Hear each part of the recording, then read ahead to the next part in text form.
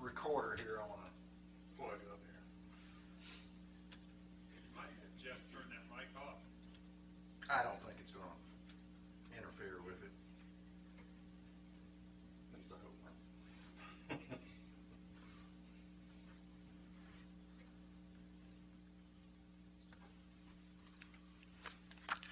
Well, good afternoon.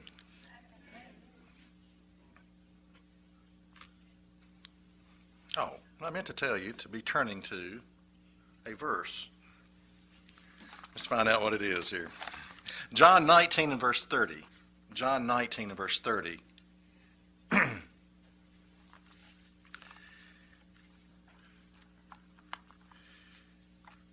It says, when Jesus therefore had received the vinegar, he said, "It is finished." And he bowed his head and gave up the ghost. I was riding down the road and I saw a church sign, and it had these words on it. It was a question. It said, "What is your it? What is your it?" And I immediately probably thought it connected to this verse where Jesus said, "It is finished." So today, I want to ask you the question, what is your it? And is your it finished? Now, if you don't realize you have an it, you will never finish it. That's the first key point here. You got to realize that you got an it, and then you need to finish it. I think sometimes we get sidetracked, sitting on the fence for way too long. For Christ, he had some specific its that had to be finished up. And we're going to look at, I think, 3 of them here. But it was just more than one thing when he said, "It is finished." Now, if you were to come to my house, I have a room called the Red Room.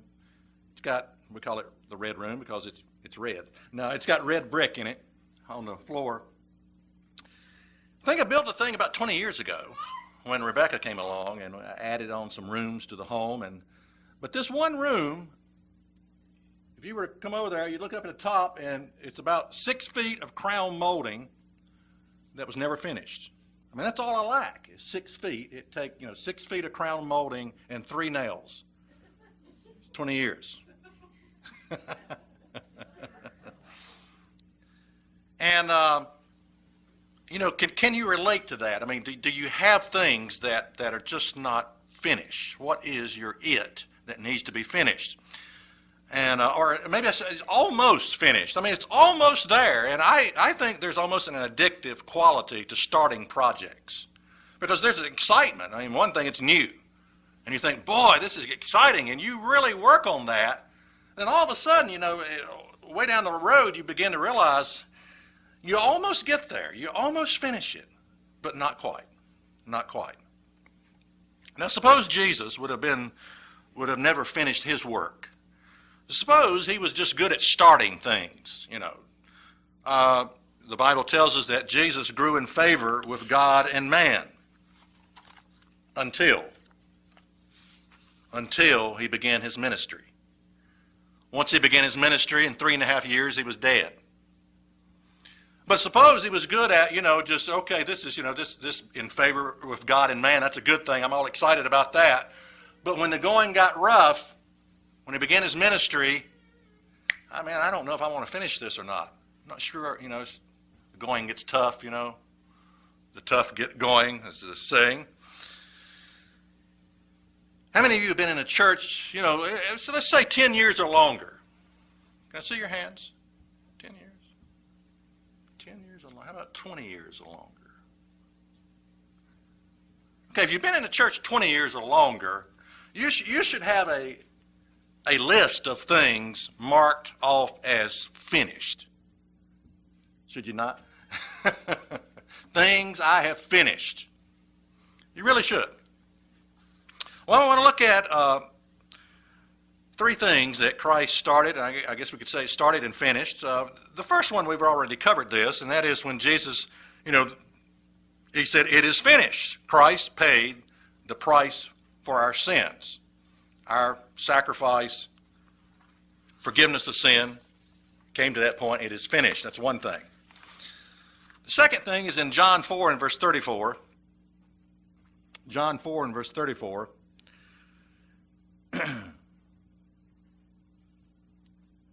Jesus said unto them, my meat is to do the will of him that sent me and to finish his work.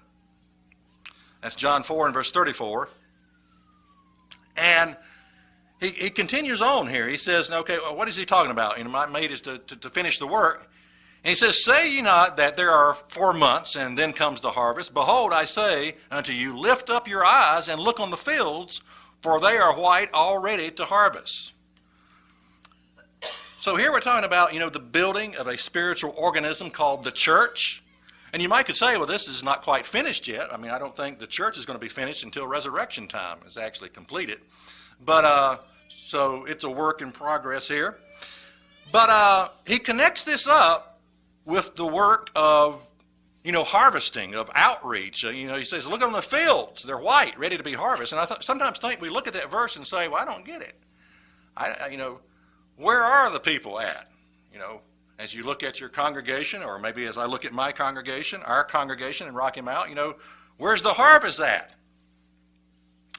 I want to touch on that. This past year, I did a seminar at Lexington, Kentucky. It was the winter family retreat or something like that. I forget what they call that, but they asked me about giving a seminar, and I come up with this seminar called the Seed Sower. It was about sowing seed and outreach, and of course I'm all excited about this. I mean, I really am, because this is where my heart is at. And I talked about. I had a little model up there of a camera, and I was trying to get people to do something similar to what I do on YouTube and outreach, and creating a little 2 or 3 minute message and uploading it to YouTube or Vimeo or GodTube or Facebook page. And I asked a question. I said, if I put a camera on you and I ask you 2 questions, what is your faith and how is your faith different? Could you answer that question? What is your faith? Could you answer that question? Well, yeah, you could. And you could record it, and you could put it up, upload it to for everybody to see. And I talked about statistics. I think on my YouTube page I got about 25,000 views or whatever. And I said, imagine if 50 people were doing this. 50. You start multiplying this 50 times 25,000.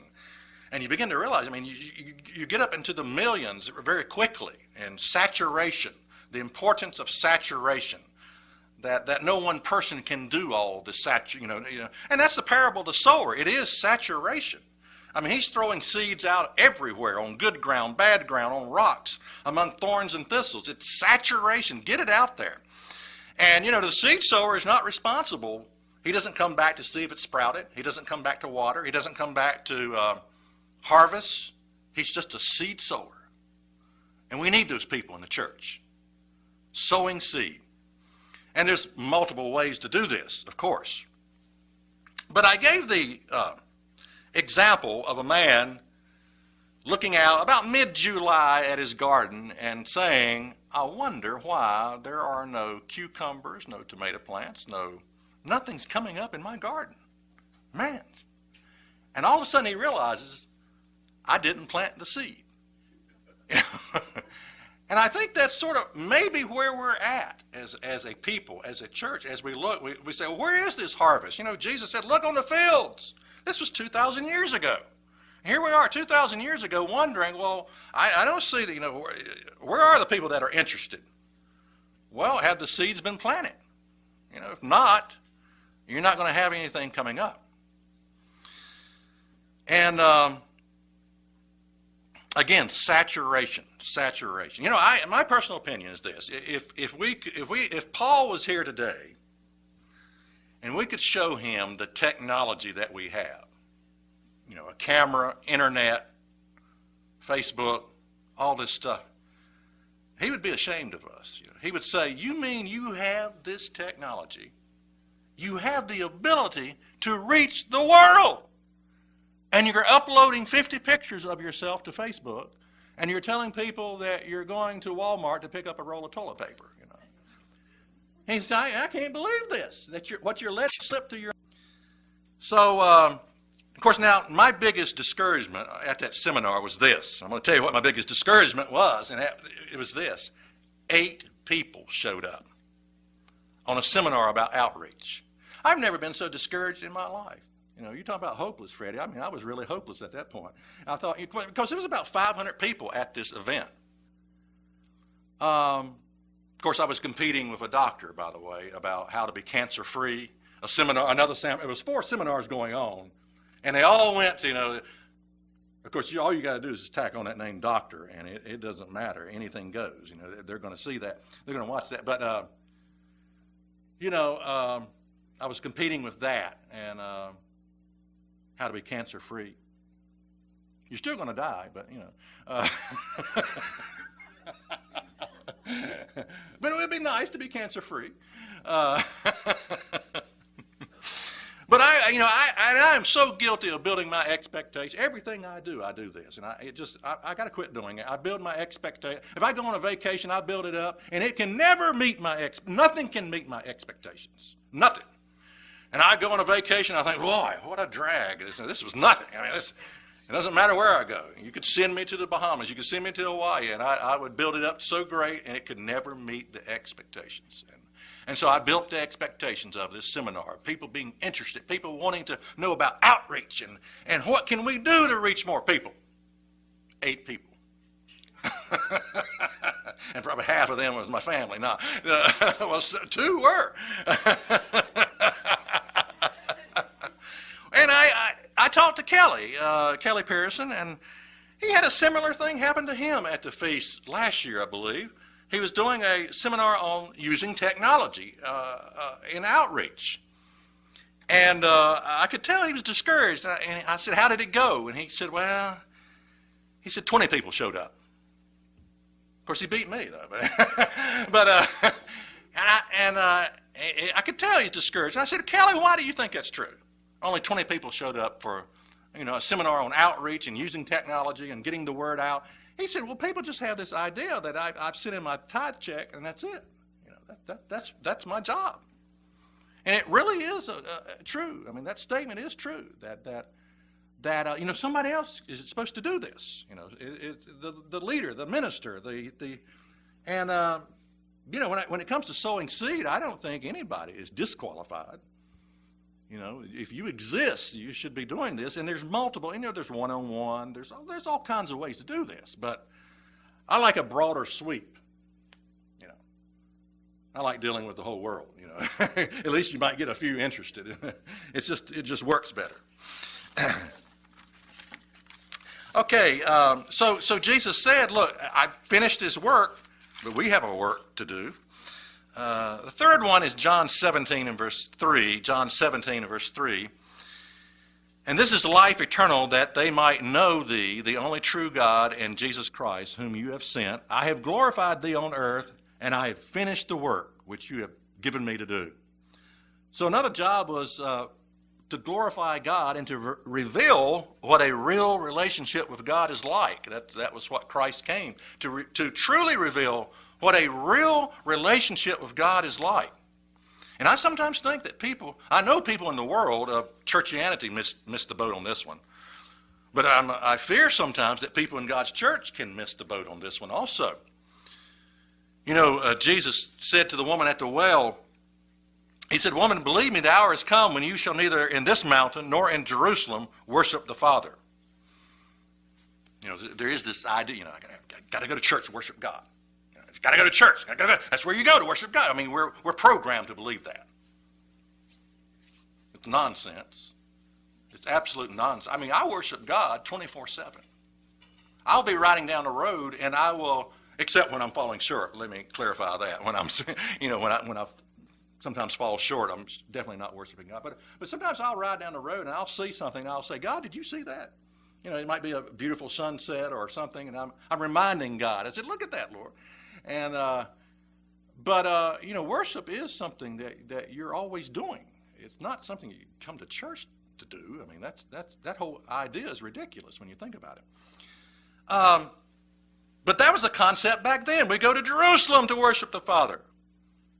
He said, you worship what you don't know, but we worship what for salvation is of the Jews. But the hour is coming now is when the true worshiper shall worship the Father in spirit and in truth, for the Father seeks such to worship him. God is a spirit, and they that worship him must worship him in spirit and in truth. I think in the world of churchianity, relationship with God has been substituted with church and religion. That's my opinion. That in the world that we see around us, that a relationship with God has been substituted for church and religion. And it's not the same. It's not the same at all. I mean, I don't even know what kind of resemblance there is there.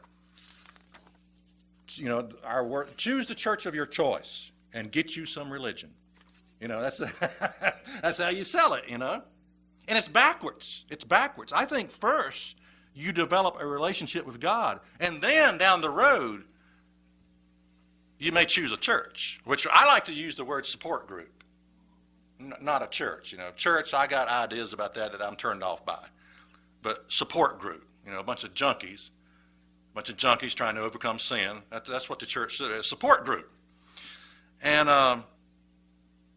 And really, you think about it, when you think about having to answer to God, your religion is really it's your religion. It's your own religion, you know, that we answer to God for. You know, God, one day God's going to say, God, David, why did you keep the Sabbath? And I have to answer for that. Why do you keep the holy days? You know, why did you do the things you did? And so everybody has to answer that question. Why do you go to church on Sunday? And, you know, well, they got to answer that question. And hopefully it's going to have to be backed up by the Word of God. But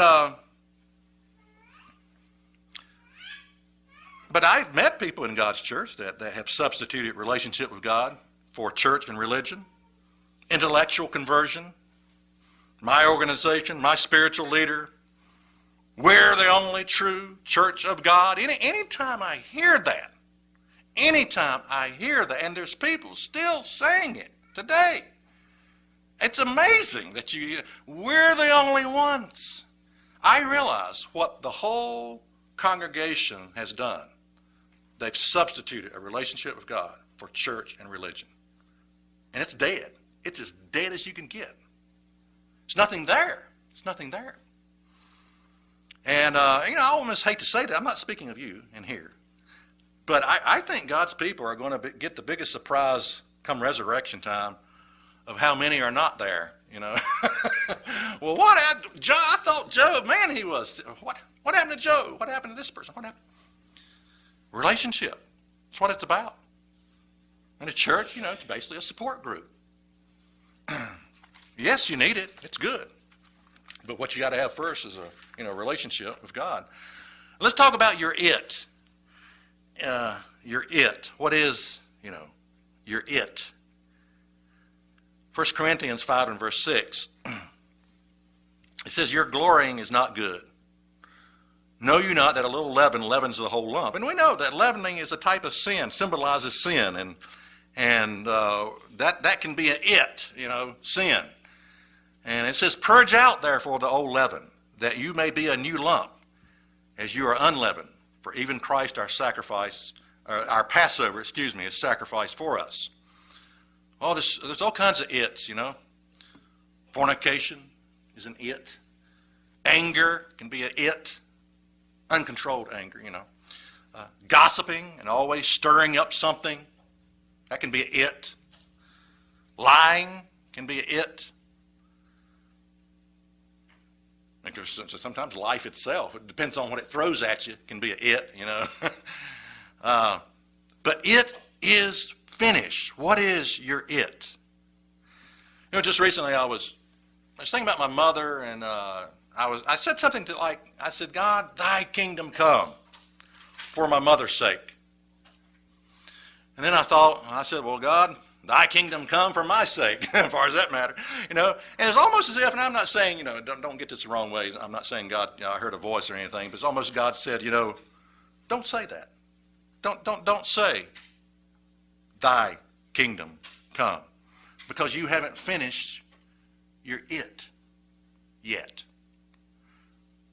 You know, we flippantly go around, well, Lord, thy kingdom come. Times are bad, thy kingdom come, as if God, you know, as if Jesus is going to say, okay, here I come, right now.